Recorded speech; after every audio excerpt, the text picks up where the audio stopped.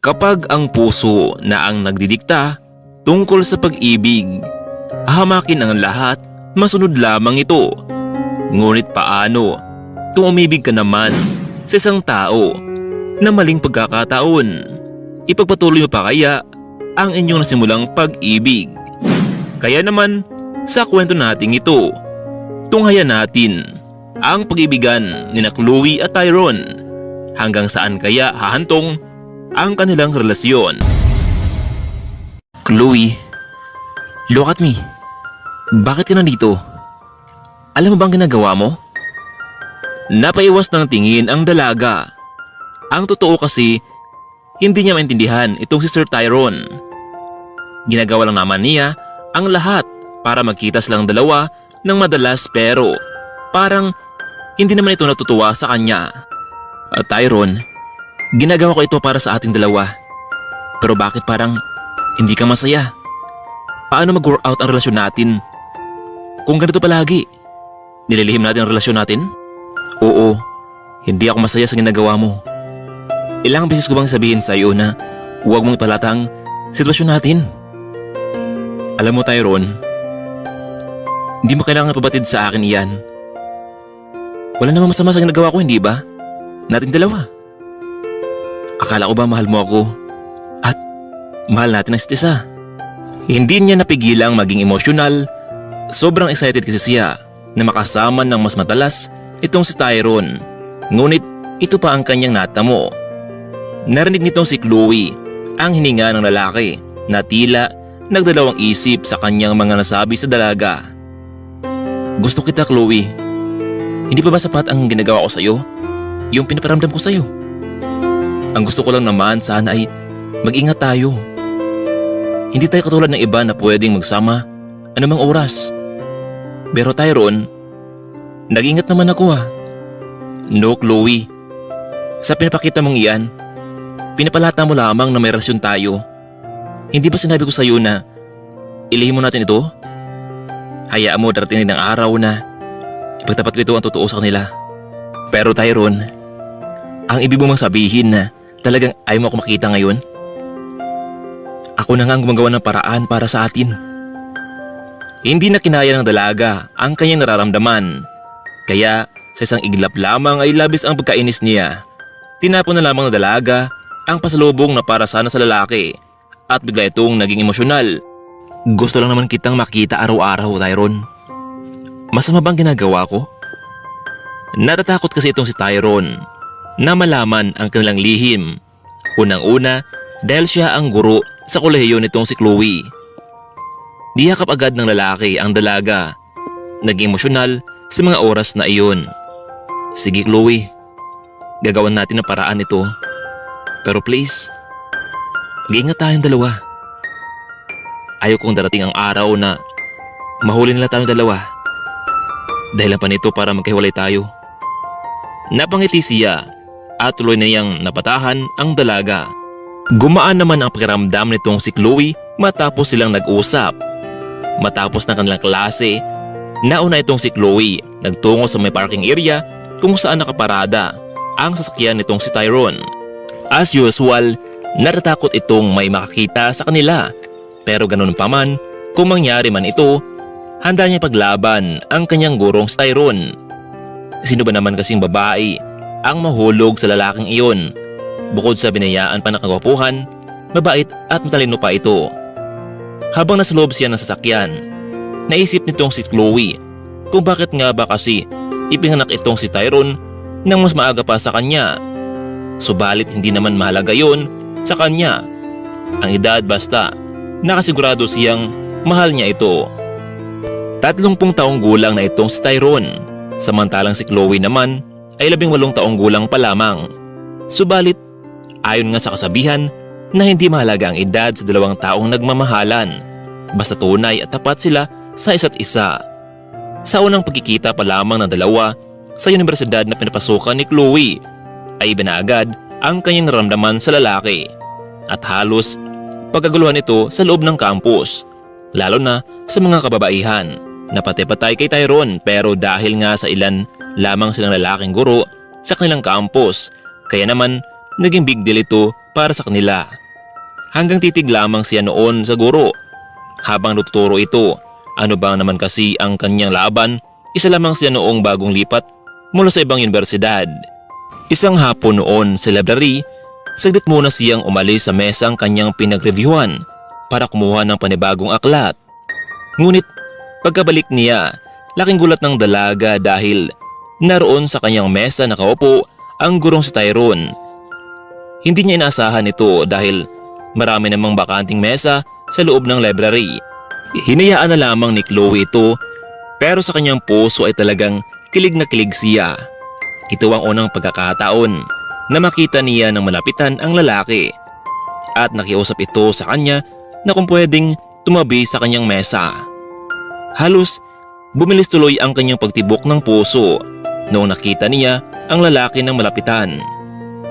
Pumasok sa isipan nitong si Chloe na marahil may interest din ito sa kanya. Noong araw na iyon, naging madalas na ang kanilang pag-uusap, lalo na sa telepono, hanggang nauwi na nga ito sa gabi-gabing tawagan. Sa pagdaan ng mga araw, sa tuwing nakikita niya ang lalaki, tila may something na naramdaman siya, marahil may gusto na siya rito. Hanggang isang araw, na-realize niya na hindi niya na ito kayang mawala sa kanyang panangin.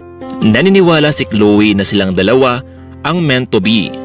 Alam niyang parehas lang ang kanilang naramdaman sa isa't isa. Hindi rin makalimutan nitong si Chloe ang araw na sinabi ni Tyrone na gusto niya ang dalaga, higit pa sa estudyante. Ang sarap sa pakiramdam na gusto rin siya ng lalaking mahal niya.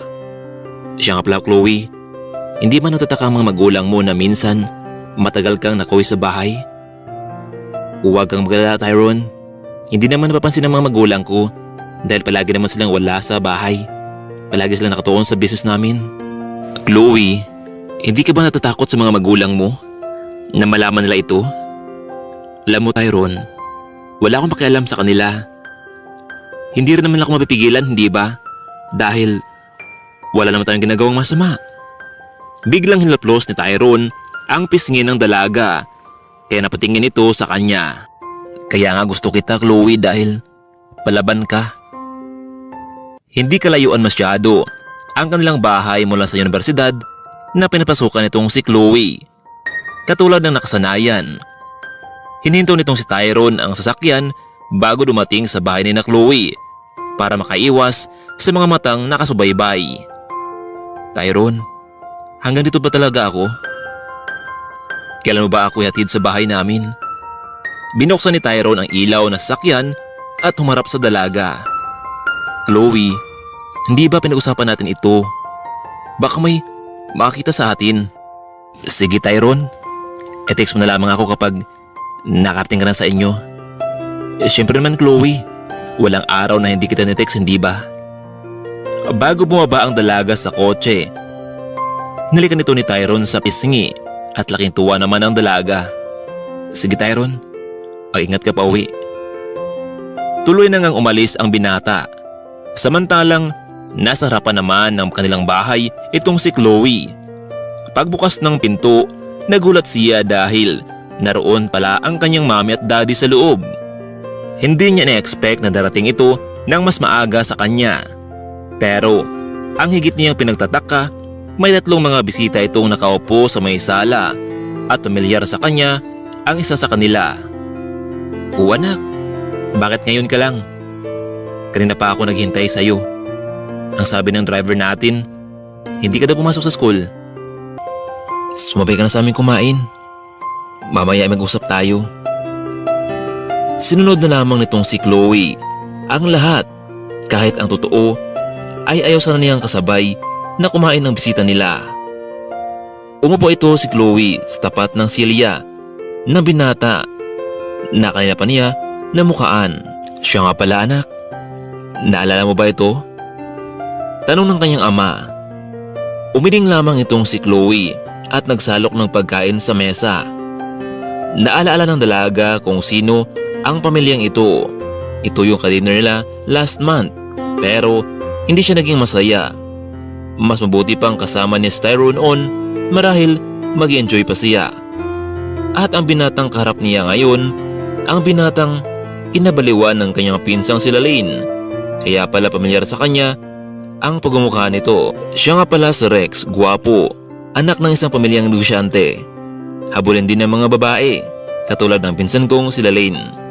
Bigla siyang tiningnan ni Rex at nagtama ang kanilang paningin, pero agad siyang umiwas.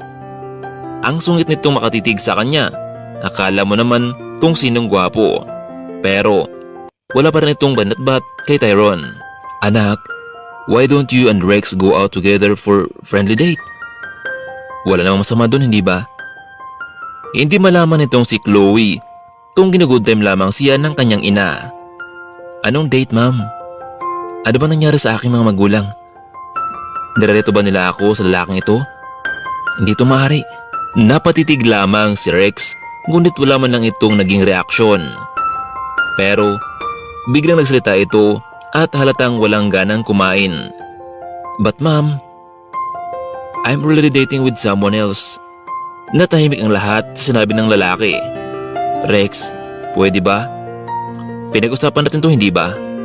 But ma'am, honestly, ayaw ko sa babaeng iyan. Ang kapal naman ng pagmukha ng lalaking ito. Akala siguro niya ay gusto ko rin siya. Labis ang inis nitong si Chloe sa lalaking iyon dahil sinisira lamang nito ang kanyang magandang araw. Kinuha ni Chloe ang kanyang bag at walang pasabing umalis ito at naggulong sa kanyang kwarto. Siguradong sermon na naman ang abutin niya mamaya sa kanyang ina, pero wala siyang pakialam dito. Pagkarating niya sa kwarto, kinuha niya ang kanyang phone at tinawagan ang kanyang mahal si Tyrone. Makailang beses din itong tumawag, mabuti na lamang at sinagot agad ito. O Chloe, napatawag ka. May problema ba? Tyrone, itanan mo na kaya ako? Ano? Paano mo nasabi yan? Siguro pinagalitan ng parents mo, ano? Hindi naman. Pero gusto nila akong makipag-date sa ibang lalaki. Pero ayaw ko, Tyrone. Wala na ibang lalaki kundi ikaw lamang ang pinapangarap ko. Biglang natahimik sa linya itong si Tyrone. Parang hindi yata nagustuhan ang sinabi ni Chloe. Hello Chloe. Medyo choppy ang line. Hindi kita marinig. I'm still driving. I call you later, okay? Ganun lang ang sinabi ng lalaki, sabay baba ng phone. Samantalang hindi naman makapaniwala itong si Chloe na binabaan agad siya ng lalaking mahal niya nang ganun-ganun lamang. Sa inis ng dalaga ay binato na lamang niya ang phone sa may kama. Hindi ganong reaksyon mula kay Tyrone ang gusto niyang matanggap, pero nagkamali siya. Pinabayaan siya ng lalaki. Maya-maya lamang bigla niyang naalala ang kanyang pinsan na si Lalaine. Gusto niyang tawagan ito, ngunit natatakot siya na malaman. Pero siguradong magalit ito sa kanya at magtatampo pa. Pero hindi niya tinuloy ang balak na tawagan ng kanyang pinsan na si Lalaine dahil unang-una wala naman talaga siyang balak na makipag-date sa lalaking iyon na crush ni Lalaine. Kaya naman sa oras ding iyon, nagtungo na lamang siya sa shower room para maligo at maibsan ang mga pangyayari sa araw na iyon. Pagkatapos maligo, muli niyang kinuha ang phone na roon sa may kama matapos niya itong ihagis kanina. Nakita niyang may mga missed calls na mula kay Tyrone. Kaya naman, dali-dali niya itong kinuha. Ilang minuto pa ang nakalipas, muling tumawag ang binata. Hello Chloe. Nasaan ka ba? Bakit hindi mo sinagot ang calls ko? Nako sir, pasensya ka na. Galing kasi ako naligo. Labis naman ang sayang naramdaman itong si Chloe dahil napagtanto niyang mahal talaga siya ni Tyrone. Chloe, siya nga pala. Ano bang ibig mo sabihin kanina? Hindi kasi kita maintindihan eh. Sir. Gusto kasi akong ipag-date ng parents ko sa ibang lalaki pero ayaw ko. Dahil mayabang ang lalaking iyon. Isa pa, ikaw lang ang gusto ko. Ikaw lang ang gwapo sa akin, Tyrone. Chloe, alam kong ako ang pinakagwapo sa lahat ng mga lalaking nakilala mo. Pero bakit hindi mo subukang makipag-date sa ibang lalaki? Baka mabait siya. Ngunit tila nanghina ang katawan nitong si Chloe matapos niyang marinig ang sinabi ng lalaki. Ano? Nagbibiro ka ba, Tyrone? Pumapayag kang makipag-date ako sa iba? Oo. Malay mo, baka lang kasi magustuhan mo siya at magkasundo kayo. Tyrone, kaya mo bang makita ako na nakapag-date sa ibang lalaki? Naging seryoso ang kanilang pag-uusap sa mga oras na iyon. No, Chloe. I'm just joking. I'm sorry. Siyempre naman, hindi ako papayag na may ibang lalaki na lumapit sa'yo. Sir Tyrone, magtapat nga sa akin ng totoo. Mahal mo ba talaga ako? Chloe, hindi naman mabiro eh. Sorry na, please. Chloe, huwag mo namang bigyan ng ibang kahulugan ang sinabi ko sa'yo. Nagbibiro lang naman ako eh. Sir Tyrone, ayaw kong binibiro ko ng ganon. Kaya nga Chloe, sorry na. Sir, inantok na po ako. Matutulog na po ako. Wait lang Chloe, galit ka ba sa akin? Hindi naman po sir. Matutulog na po ako, good night na po. Bukas na lang. Binaba nitong si Chloe ang phone. Ang totoo, nalungkot siya sa pangyayaring iyon. Tila kasi may something nakakaiba na parang gusto niyang makawala sa aming relasyon. Ako nga ba kaya ang dahilan kung bakit nasabi yun ni Tyrone ang mga bagay na iyon?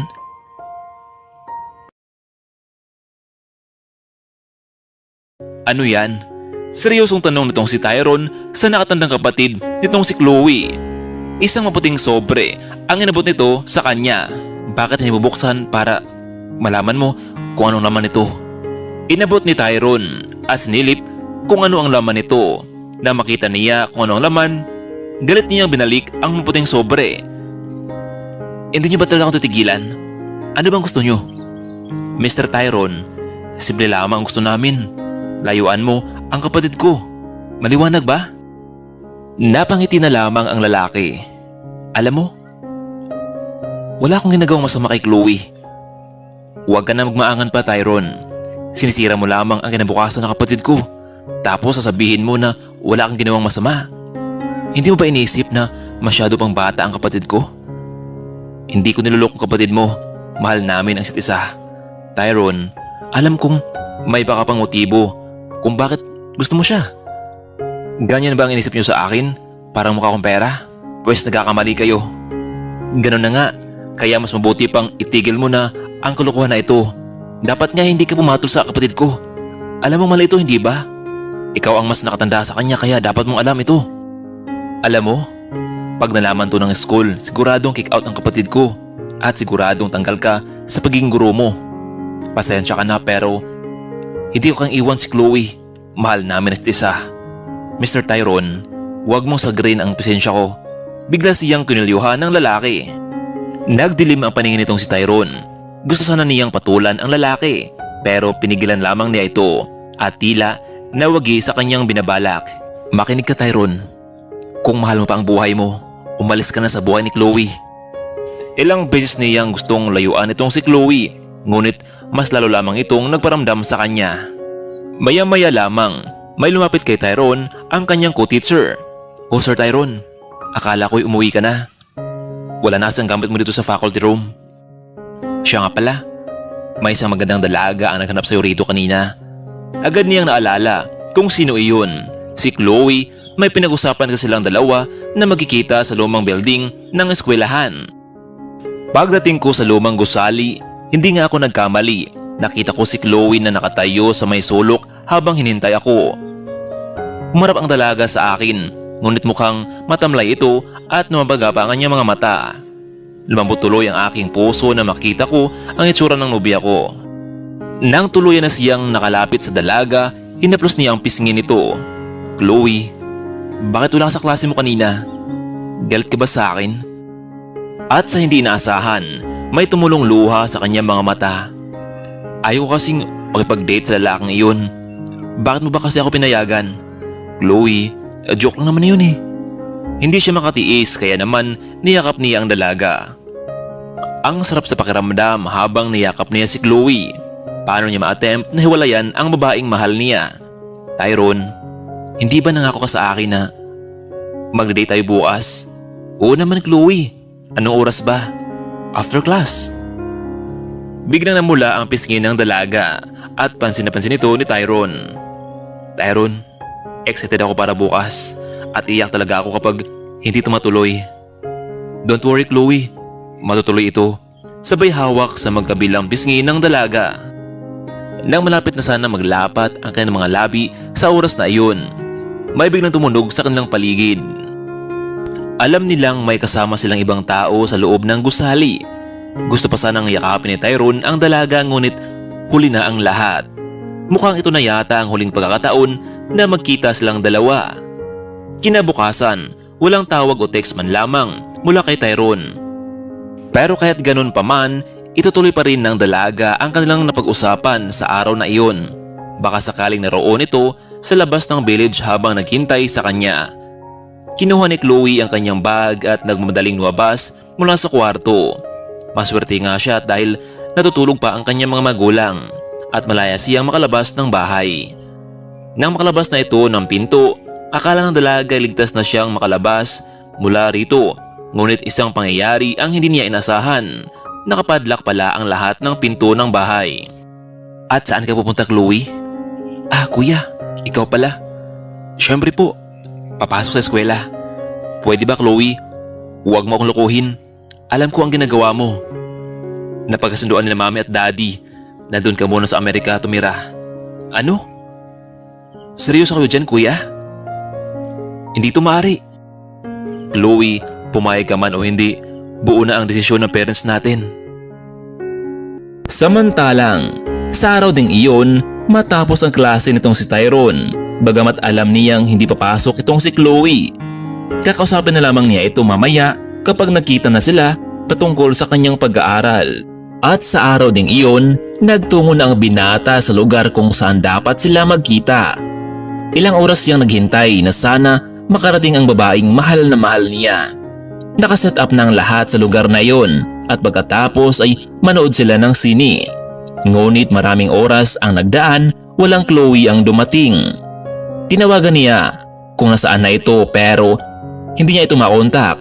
Pumasok sa isipan ni Tyrone na maaaring may nakadlang sa kanilang plano. Sumapit ang hapon, ngunit wala pa rin Chloe ang nagparamdam sa kanya. Kaya naman, napapasyahan niyang magtungo sa unang pagkakataon sa tapat ng kanilang bahay. Pero laking gulat naman niya dahil nakasara ang gate at tipong walang tao sa loob. Samantalang, kinonfiscate naman ng kanyang kuya ang kanyang cellphone para wala itong maging connection kay Tyrone. Noong ding araw na iyon, umalis sila patungong ibang bansa kasama ng kanyang mga magulang. Labag man ito sa kalooban ni Chloe, ngunit wala siyang nagawa para rito. Masakit man ito sa kanyang damdamin, di nga nito nagawang magpaalam sa kanyang mahal. Ang bukod tangi niyang alaala sa kanyang mahal na kahit saan man siya magtungo ay manatili ito sa kanyang damdamin magpakailanman. Samantalang, araw, linggo at buwan, hindi pa rin matanggap ni Tyrone ang nangyari sa kanilang pagmamahalan na napunta ito sa wala. Chloe, kung nasaan ka man ngayon, ilang buwan na tayong walang naging komunikasyon pero ito ang tandaan mo na manatili ka sa aking puso. Nagpatuloy si Tyrone sa pagtuturo. Alam kasi niyang balang araw ay muli silang magkita at magkasama. Namuhay naman itong si Chloe sa ibang bansa kasama ng kanyang mga magulang. Isang malaking katanungan ito ni Chloe sa kanyang mga magulang kung bakit nila ito ginawa sa kanya. Ma'am, Dad, mahal niyo ba ako? O bakit naman Chloe? Bakit mo itanong yan? Kasi kung hindi niyo ako mahal, mas mabuti pang mawala na lamang ako. Wala nang saysay ang buhay kong ito. Pwede ba Chloe? Stop! Huwag kang masalita ng ganyan. Mahal ka naman ng daddy mo anak. Kaya nga gusto naming maging maayos ang buhay mo. Pero ma'am, kung mahal niyo talaga ako, bakit niyo ako sinasaktan ng ganito? Chloe, alam namin kung ano ang ginagawa namin para sa'yo. Siya nga pala. Narito rin pala sa Amerika si Rex. At gusto namin kayong dalawa ang magkatuluyan. Wala ka nang hanapin sa kanya, hindi ba? Lahat ng bagay ay makukuha mo sa kanya. Yan ba talaga ang gusto niyo ma'am? Pera? Ngunit paano naman ang naramdaman ko? Chloe, pwede ba? Huwag mong pairalin ang puso mo. Kailangan ngayon utak ang gamitin. Makain ba yung pagmamahal na yan? Mula sa araw na iyon, laging nagkulong sa kwarto itong si Chloe. Hindi kumakain, kaya naman may mga araw na nagkakasakit ito. Ilang buwan nang nakalipas, matapos nilang ng ibang bansa, kasama ng pamilya. Malaki ang pagbabago ng dalaga. Naging masakitin ito. Hanggang isang araw, dinala na nga nila ito sa isang private hospital. Masyado na itong na-depress sa kanyang buhay. Hindi niya matanggap ang ganitong pangyayari. Chloe, anak, lumaban ka. Pati kami nahirapan dahil sa nangyari sa'yo.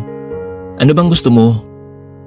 Hindi umimik ang dalaga sa sinabi ng mga magulang. Gusto mo bang umuwi ng Pilipinas? Iha, gusto mo bang makita si Tyrone? Yung lalaking mahal mo? Yun bang gusto mo? Napatingin na lamang itong si Chloe sa kanyang mga magulang. Talaga ma'am? Dad? Pumapayag na kayo? Oo iha, kami ang nahirapan sa ginagawa mo sa sarili mo eh. Naamin namin ng dad mo na walang pinagkaiba ang sitwasyon namin sa iyo ni Tyrone. Kagaya nyo, ganoon din ang naging relasyon namin noon ng daddy mo noon. Pinaglaban ako ng daddy mo at nagsumikap. Kaya gusto naming maging maganda ang buhay niyo magkapatid at hindi niyo maranasan ang naranasan namin noon. Pero sa pinapakita mong iyan ay nasaktan kami anak. Mahal ka namin ng dad mo. Kaya uwi tayo ng Pilipinas. Buwan noon ng Disyembre, nakabalik na nga sa Pilipinas itong si Chloe. Masaya siya dahil sa wakas sa tagal man ng panahon napagtanto ng kanyang mga magulang na totoo ang kanilang pag-ibigan. Ngunit sa ilang buwan na walang komunikasyon kay Tyrone, natatakot siya na marahil may iba na itong minamahal. At kung totoo man ang kanyang kutob, wala siyang karapatan para hadlangan ito dahil nasaktan niya si Tyrone. Iha, ito nga pala ang phone mo. Pwede mo nang tawagan si Tyrone? Ano bang oras ngayon? Hindi nga nagdalawang isip itong si Chloe na tawagan ng phone itong si Tyrone. Ngunit out coverage ito. Ma'am, hindi ko siya makontak. Marahil nagpalit siya ng bagong number. Anak, kung ganun eh, puntahan natin ang school. Walang oras ang sinayang kasama ng mga magulang. Nagtungo ito sa eskwelahan para makita ang binata. Ngunit pagdating sa lugar, wala na raw doon si Tyrone. Ilang buwan nang nakalipas matapos itong nag-resign sa trabaho. Binigay naman ng head office ang address kung saan nakatira itong si Tyrone. Kahit pagod itong si Chloe, hindi siya sumuko. Gusto niyang makita ang lalaking mahal niya at humingi ng sorry sa lahat. Mabilis lamang nilang natuntun ang bahay ni Tyrone. Kumatok ito sa pinto, maya-maya lamang ay biglang bubukas at nakita niya ang mukha ng lalaking matagal na niyang namimiss at mayakap. Chloe, totoo ba ito? Tyrone, oo, ako ito. Kumusta ka na Chloe? Bakit nawala ka bigla? Halos mabaliw ako sa kakaisip kung nasaan ka na. Pero hindi ako nawala ng pag-asa na balang araw ay babalik ka rin sa akin at tutuparin mo ang pangako mo sa akin.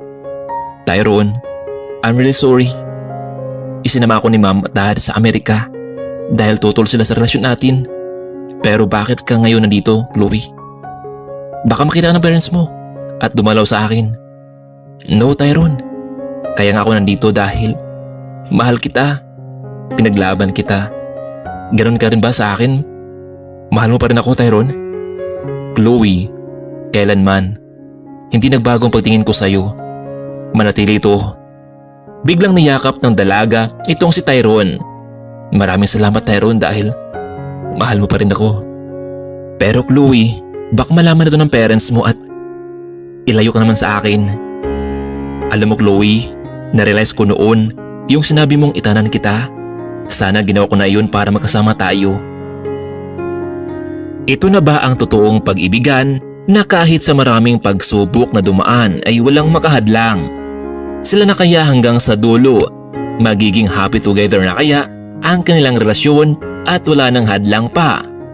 Labis ang sayang naramdaman ng dalaga dahil sa wakas ay muli niyang makita ang lalaking minahal niya. Pagdating sa Pilipinas, wala lang sinayang na oras. Hinanap agad ni Chloe ang lalaki at hindi nga siya nabigo dito. Laking gulat ni Tyrone kung sino itong babaeng nasa harapan ng kanilang pintuan. Akala niya isa lamang itong panaginip pero totoo pala. Tyrone, pumayag na sila mami at daddy sa ating relasyon. Chloe, huwag nga mabiro ng ganyan. Baka maniwala ako sa sinasabi mo. Yes, Tyrone. Pumayag na nga sila. Nakita ni Tyrone na kasama pala ni Chloe ang kanyang mga magulang. Tyrone, totoo ang sinabi ng anak namin. Marahil, naging mali ang desisyon namin noon. Pumayag na kami sa inyong relasyon ni Chloe. Pero Tyrone, ito ang tatandaan mo. Kailangan mo nang matapos ni Chloe ang pag-aaral sa kolehiyo nang sa ganon ay mas maayos ang iyong buhay. Marami pong salamat sa inyo tita, tito. Hindi ko po kayo sisihin. Nagpatuloy sa pag-aaral itong si Chloe, samantalang bumalik naman sa pagtuturo itong si Tyrone. Hindi masukat ang sayang naramdaman ng dalawa sa kabila man ng maraming pagsubok nila. Heto, pinaglaban nila ito hanggang sa dulo. Ilang taon din ang lumipas, napagtapos na rin itong si Chloe sa kolehiyo at kumuha ng BS Education. Naging inspirasyon niya noon si Tyrone sa pagtuturo, kaya naman ganoon din ang kanyang kinuha na kurso. Hello Chloe, pwede ba tayo magkita mamaya after class? Tyrone, sige. Saan ba? Siyempre naman, sa dati nating tagpuan ni Chloe. Walang idea ang babae kung ano ang mangyayari. Naunang dumating doon si Tyrone sa sinabing lugar habang hinahantay ang babae. Ilang oras ang nakalipas, dumating na nga si Chloe. Laking gulat ng dalaga dahil tila may kakaibang mangyayari ngayon. Pagpasok sa loob, nakita niya si Tyrone na nakatayo lamang. Chloe, mabuti naman at narito ka na. Ano meron Tyrone? Pwede namang sa bahay natin. Pwede namang sa bahay tayo mag-usap, hindi ba? Wala na problema kay mama at dad. Oo Chloe, pero dito kasi sa lugar na ito, nagsimula ang mga alaala natin. Biglang lumuhod ang lalaki sa harapan nitong si Chloe. My dear, my love Chloe, will you marry me? Tyrone?